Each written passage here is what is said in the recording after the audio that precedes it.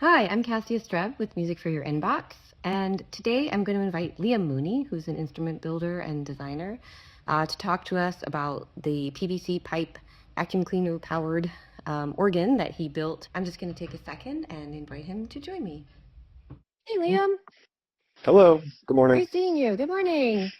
Thanks for doing this. Everyone's dying to know what's inside your brain, so we really appreciate this unique opportunity to get to talk to you about it. I wanted to ask you about a couple of your instruments that you've built over the years, like three in particular that are kind of like real standouts in my mind. So maybe we can start with the instrument at hand, the one that you designed and built, this membrane, that balloon membrane, vacuum powered PVC pipe organ. And Yes. we'll try not to get too technical because I want to get into the art of it all, but I think people need to understand the nuts and bolts, as it were, of the instrument. Yeah. Yes. The kind of the germ of the idea comes from this membrane reed instrument that's depicted in Bart Hopkins' book on musical instrument design.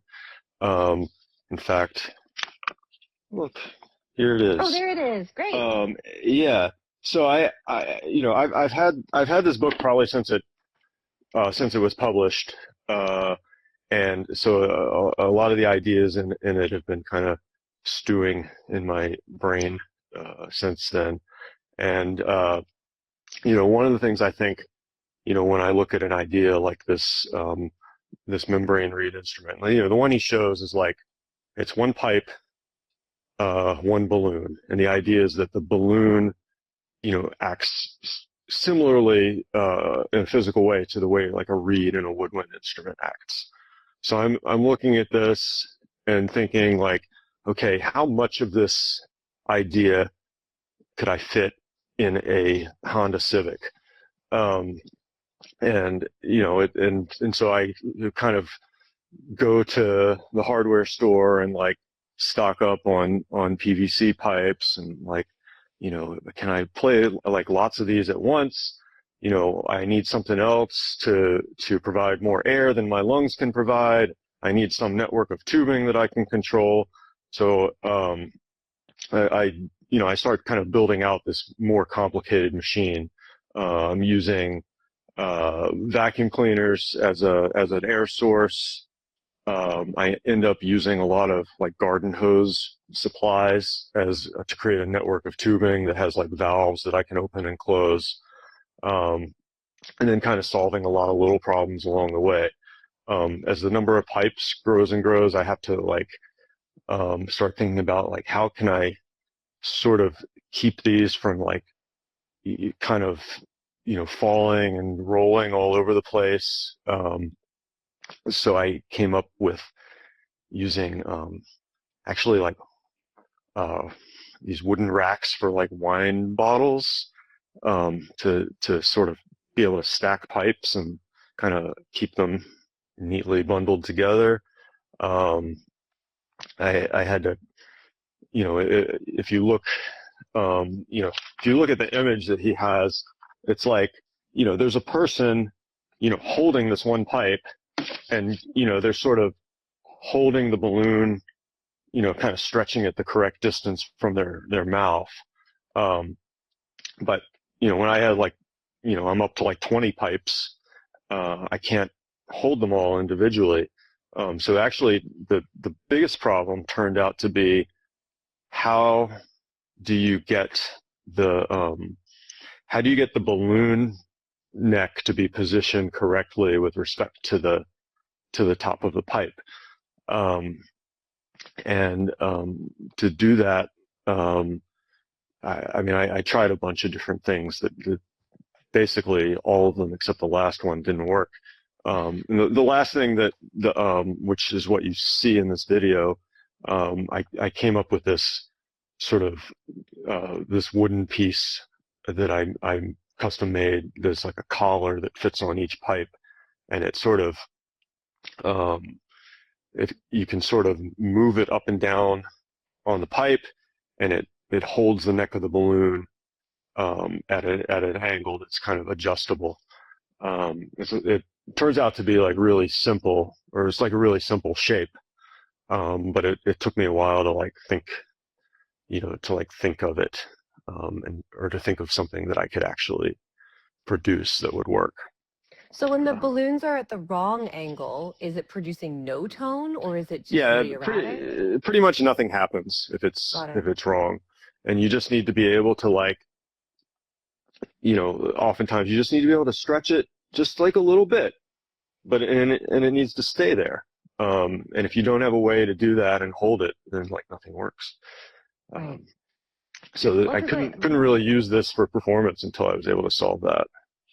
yeah, yeah, exactly. Or even a more complex performance because it is a theoretical instrument too. I mean, as you're talking, I'm kind of wondering at what point does someone just sort of say, well, I suppose this theory doesn't work, or, kind of give up on it? Because you were really poking at this for quite a while. Well, it's also like um, there's like a personal aspect of it, you know, like for me, to get it to a point where it's making music that's like satisfying to me. It doesn't have to do that much. Like, if it can just make like a loud kind of mass drone sound that goes on forever, like that is that is like satisfying enough to me for most purposes.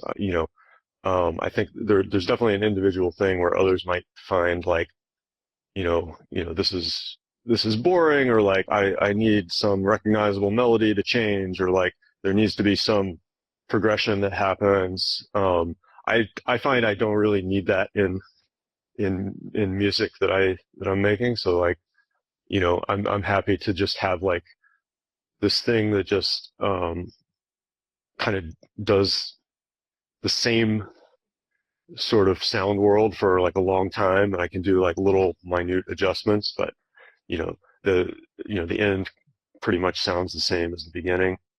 And like definitely I can't play anything like um how do I put this? It's hard to play something like specific or intentional. It's more like um you're kind of following the instrument to where it leads you each time. Yeah, I kind of in the curatorial note, I kind of wrote about how it feels like you're tending to it, like you've kind of created this beast, if you will, and then you're kind of tending to it, and it's a sort of a like an attention, a listening and tending, and then also it seems to me that it's hard to track, which pipe is producing which tone, right? Because the cluster is so dense, like you say, and you've got maximum pipes at this point. Um, I think there's four vacuum cleaners powering it, right? Yeah, three, but yeah. Oh, three. Okay. Um, And then each one is fanning out into the one of those, like you said, those garden hose sort of. Typically, there's just a bifurcation, but you've found the garden hose things that I've even seen before with the four prongs on them, and then the little valve to yeah. turn them on and off. And so once they're all going, it's hard to know which one's producing which tone. So the tending is kind of a part of like activating one, pulling out some of the telescoping tubes or turning on and off the valves to figure out, are you talking? Are you talking? And it's the audio mix was done by Colin Wamsgans, and um he sent an initial mix that sounded a lot like it was in the room, and then he kind of got really finicky with, I'm not in a great way, he was just got very detail oriented about it, and I said it sounded like a magic school bus like went inside a saxophone, and all of a sudden because it truly feels like you're inside the sound, and now you're able to perceive all those little tiny changes, which is a kind of neat experience, because I'm wondering if that's in fact how you hear it, because you're in the instrument. I mean, you're not inside a tube, Yeah, but I'm saying yeah. you're within the instruments. Yeah, it is more like that because I'm putting, I'm really like having to put my ear like right up next to the end of each tube. Like I can't even, yeah, it is really hard to tell like which ones are sounding, what sound is coming from where. Like one of the ways actually to tell is like if I'm not sure, I'm like, okay, well, I'll just like I'll close a valve and then see if something audibly changes. And if there's a sound that I notice that stops, okay, now I know Right. it was that pipe. But otherwise, it can be really difficult to actually pick out what's doing what. Yeah. Um, and it, you'll see me like I have slides in each pipe so I can adjust the pitch, and you'll see me kind of moving those back and forth at times, and sometimes I'm adjusting something that I can hear, and sometimes I'm just like trying to hear if something is changing, and a lot of times I can't actually detect what I'm doing, or the Yeah. effect of what I'm doing. Yeah, but I think that that sort of following curiosity is kind of what led you to make the instrument in the first place, and then it guides your performance. Because I keep thinking when I hear this particular instrument, and I wanted to ask you about two more real quick after that, but when I think about this instrument, I can see a world where a different version of you becomes really interested in microtonal possibilities for this and then gets like hyper controlled. And this is a version of you that doesn't exist, by the way, but there's people who are so into the microtonal music world, right? Where they would sort of say like, okay, can I produce exactly this frequency on this tube and exactly this one? And so almost using them like oscillators in a way. Um, but that's just not for you. It doesn't feel like that's as interesting. And I don't think it's necessarily better or anything, but I'm curious. It seems like you want to control it, but you do want there to be some level of indeterminacy in the instrument that you're building. Like it sounds like you also want to be surprised by what's going to happen. Yeah, yeah. For me, it's like more engaging as like as a performer. Yeah, I mean, 'cause I don't really know what the experience is like for a listener, um, but but for me to maintain interest in it, I think it does have to be this like, I get it just to like the edge of being controllable, or at least it's like affectable, but it doesn't, it doesn't quite, it's not quite controllable. Like it doesn't quite do, um, like if I want it to do something, it definitely won't do that. Um, but there always is like a surprise. Right, but Um, there are like parameters within which, yeah, like you're for yeah, you, it sounds like the threshold is, does it produce a tone in a somewhat reliable manner, and then from there you can tend to it. yeah, yeah. It does something, and you have a sense of like, the kinds of sounds it's going to produce and the kinds of textures it's going to produce. But within that, a performance is not really repeatable. And like every time I set it up, something is going to be different. Um, and being like, I don't know. I think part of there's maybe like a kind of evolution there, because I don't know, like at an earlier stage, I might not have been as accepting of that. Mm. But I kind of, I kind of feel like, the things that don't quite work, are to me now are like a vital part of these instruments. Yeah, Um, you almost I sound like you're talking about dealing with people in a way. I mean, this is a weird way, but it sort of feel because I'm a parent, and you have these ideas about what your kids should and shouldn't do, but then you just kind of get this kid that you get, and then that's the person you're living with, and then you're just like, okay, well, this turns out to be the best thing because you're all the little quirks and things that you have about you are things I couldn't have even imagined, and so that just becomes then you're just managing that system, if you will, and it feels almost like you're interested in introducing that indeterminacy into your own compositions. Yeah. Like Well, if I could sort of summarize. yeah. Well, when I write for other performers, I also, it tends to like leave a lot of decisions up to the performer. Like I rarely write anything that is like, super specific. Um, Play these notes at this time in this way. Um, it's more like, um, kind of, finding finding people that I you know think are good musicians, and like, here's this very loose structure, and you know go and make the kinds of decisions you would make in this context.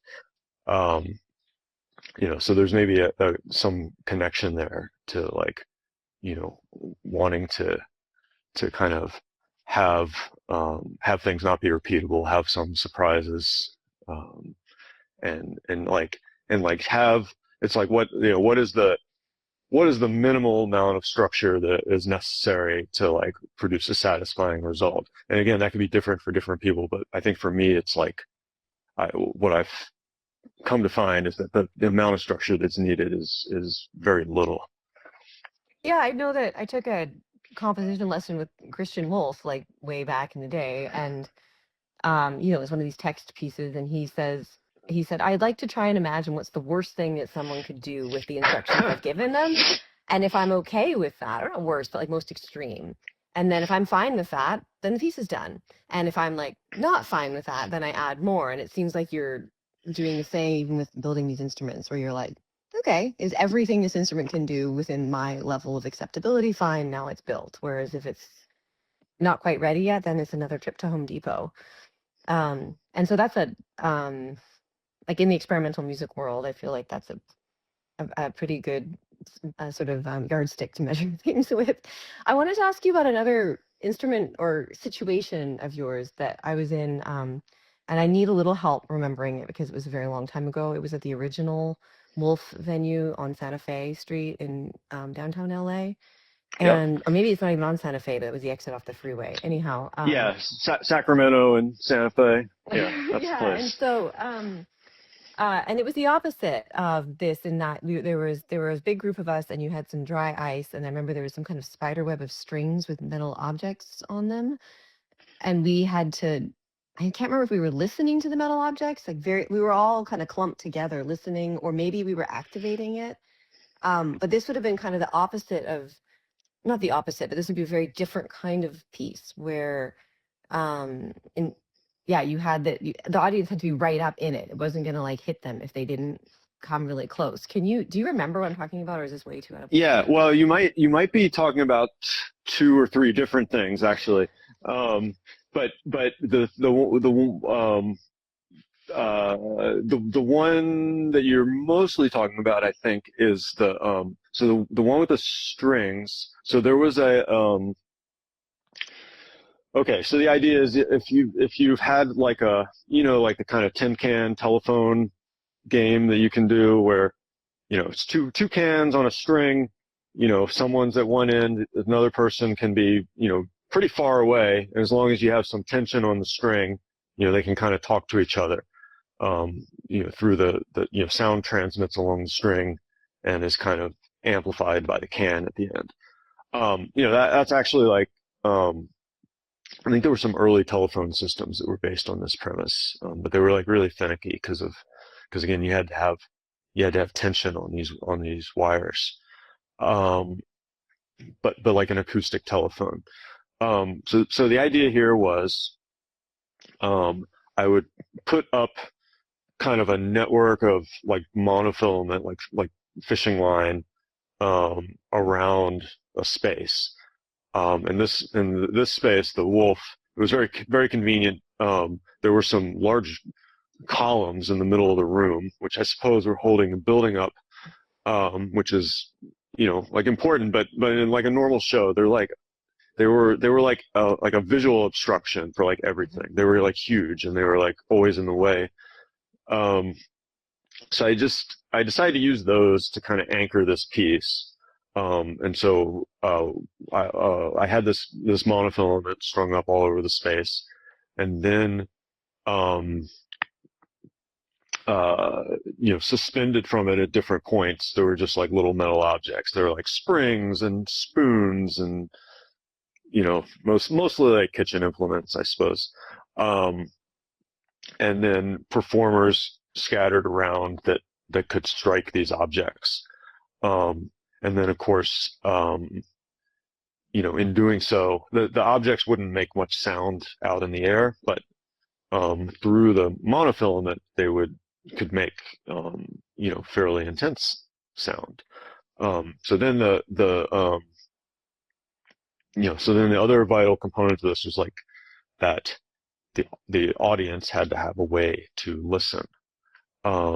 And so the way that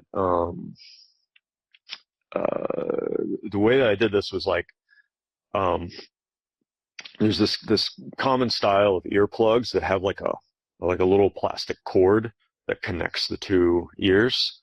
Um, so you can take them out and like kind of drape them over your neck. You won't lose them.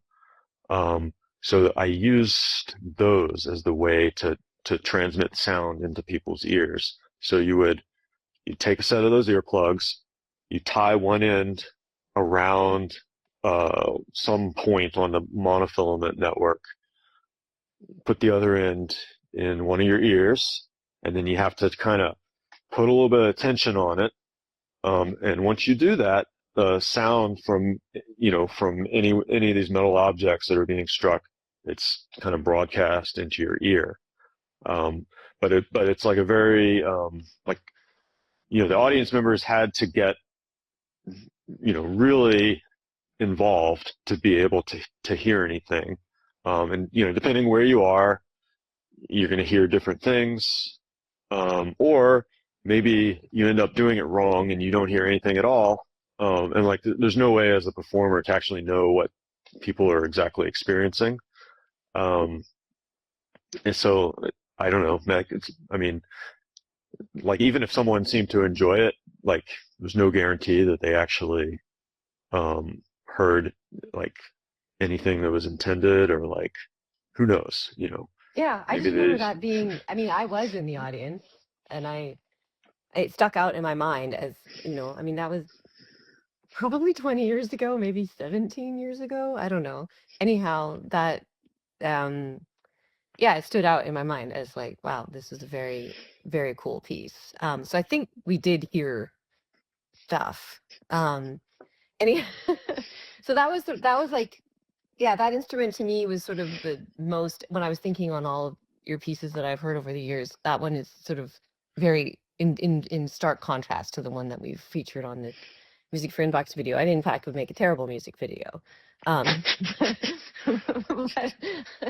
the other instrument I wanted to ask you about really quickly was one that you played here on my backyard lawn, when you had a kind of like a tree stump, and you had drilled holes in it and placed tool handles, sort of plastic handles you'd put on the end of like a hammer or some wrench or something, and filled them with water to various levels, and then you were putting your fingers in them and pulling them out, so it was making like a "prock prock" kind of sound, but they were different pitches.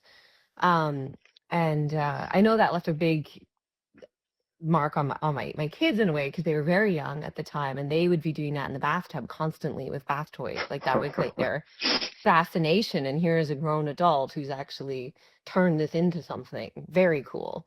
Um, but that almost felt like an instrument that you just kind of made for that particular Dog Star show. Is that right? Because did these ideas just kind of sit in your mind and Well, you're like, oh, there's a reason to do yeah, it? this is another one. Actually, let me grab that. It's across the room. So one sec. Okay, that's amazing.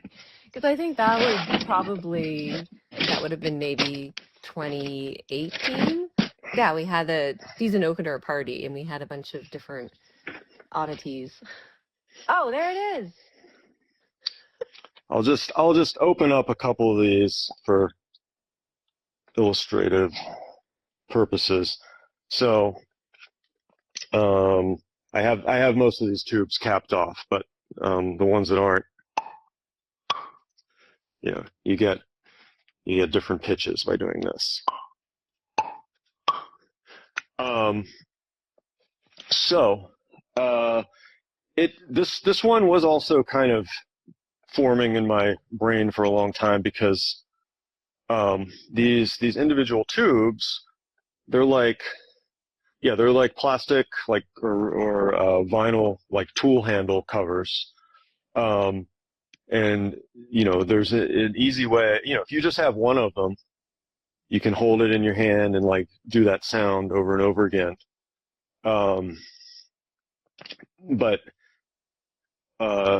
coming up with a way to have like lots of them and like tune them and have them all sit in place, it took me, I mean, it's kind of a simple idea to like embed them all in a tree stump, but maybe I'm a simple person, because it took me a long time to think of that. and once I once I did, um, things became a lot easier, and it was like an instrument that I could, you know, actually um, actually use, for as solo performance. I think I had done some kind of proto versions of this, like with groups of people before, and everyone would just have like one of these things. Um, but then I started um, making kind of versions of this instrument that had multiple tubes that people could play. So it kind of opened up more possibilities. Yeah, well, Um, I think simple design is the hardest kind. You know what I mean? It's really easy to make some kind of crazy thing that barely works with a million parts on it. I think the fact that you're able to streamline it is, in fact, not a sign of simple thinking, but the opposite. So, but we're talking about these different instruments. I'm curious because like, there's like the Harry Partch ensemble, right? And I don't know if Bart Hopkins has like an ensemble of his instruments or something. But is there like a Liam Mooney chamber ensemble at some point? You know what I mean? Like, do you ever hear these instruments as the kind of a ensemble? Because a lot of them have amplitude issues where we couldn't have the pipe organ even in the same room as the instrument you just demonstrated if we wanted to be able to hear both of them. yeah, and they have. I mean, if the tuning system mattered to someone, they become incompatible in that sense too. Also, a lot of them share parts, so it's like the same vacuum cleaners that I use for this PVC pipe instrument. I use them for another instrument that involves drums. There's a couple other instruments that use them. So and these garden hose parts get kind of recycled again and again. Um, there's issues like that.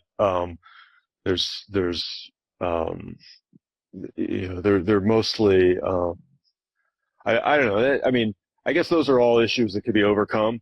But maybe more importantly, um, I kind of have an interest in sort of like masked similar timbres, and I, so which is to say, like, um, I I hardly do any sort of orchestration. Like it mostly doesn't interest me to put dissimilar sounds together, which is maybe Yeah, no, weird, fair but enough. Not at all. I was just it sounds like because what you're creating for yourself is the sort of solos just by default because you're the only person who can operate the instrument. Or not the only person, it's not like unteachable, but I'm saying that many of your pieces that I've experienced, you're the performer. Um, and for a lot of composers, they prefer to sit in the audience or, and hear the piece performed. And I was just curious if there's some version. I mean, I suppose the vacuum cleaner powered the pipe organ and the drums could be an ensemble if you had some kind of, financial support to for a vacuum cleaner sponsor or something to sure, sure. build it down. Talk to Dyson.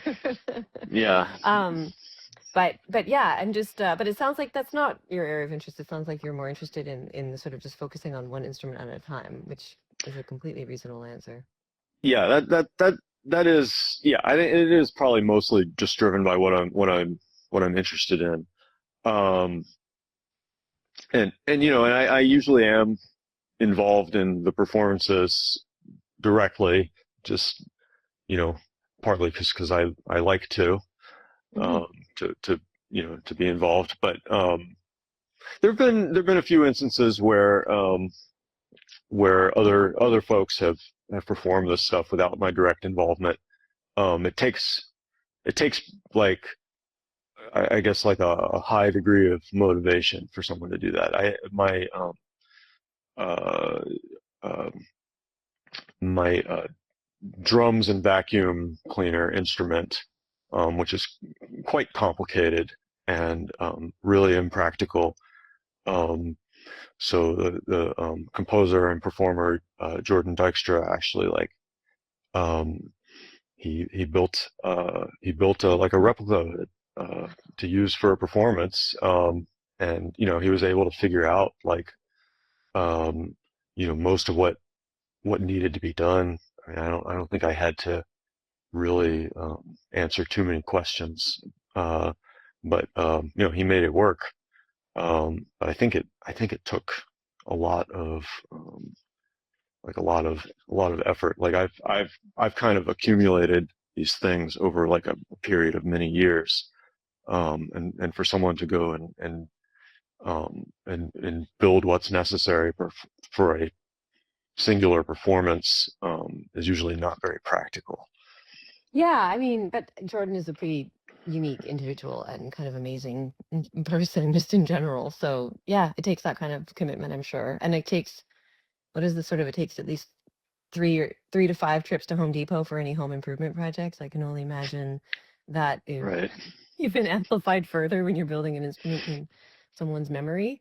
Um, okay, well, I wanted to thank you for your time, Liam, today. I really appreciate it because I think we all in the experimental music on the east side of LA here have been just watching all of your instruments be built and performed on for years, and sometimes we don't get to talk to you that much, like, as in depth, because you are setting up and taking down these instruments, which is Yeah, that's like that's like not actually what nothing. most time is spent doing. It's like loading loading a car, unloading a car, setting a thing up, putting it back in the car. Yeah. But I So yeah, mean, as your adoring public, we totally appreciate this commitment because we it just really sparks our imagination, honestly. It really kind of makes us think about things differently, and it makes my wanders through the hardware store a little different because it's like, oh yeah, I've seen that in action. Not for this purpose, but definitely I know what that is. So, yeah, it's like, and also just your sort of following your curiosity kind of to yeah, like I would every encourage illogical everyone end. to misuse objects that they find in the world. Yeah. I think um, that's what kind of leads to these like happy surprises. So um, That's awesome. yeah. Well, yeah, thank you. I appreciate the opportunity to talk about this stuff because, like as you say, usually it's like do the thing and then scramble to pack everything up. So I don't always get to talk about like what am I doing and like what's the point of it. So Yeah, I mean, we sort of, our experience of it is more that you like emerge like a mad scientist with your, new Franken instrument or something. But it's actually very intentional and well thought out, and there are plans involved and multiple tests and things like that. And so I wanted everyone to actually hear that part of it too. Um, so yeah, this people can see your film right now up until the end of April, and then after that, it's going to exist in our um, online catalog. So anyone who's a subscriber can watch it anytime.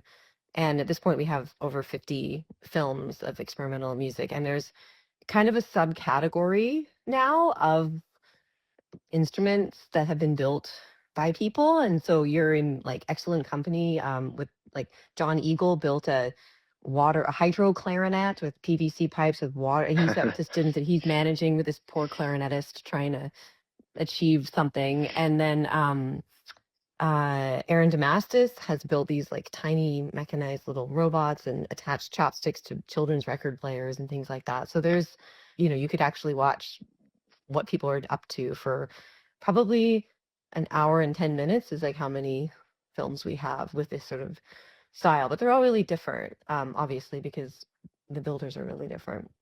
Anyhow, thanks again, Liam. We love working with you. It was a total treat, and we look forward to doing it again. yeah, yeah, this has been a great experience. So thank you. All right, well, take care. We'll talk to you soon.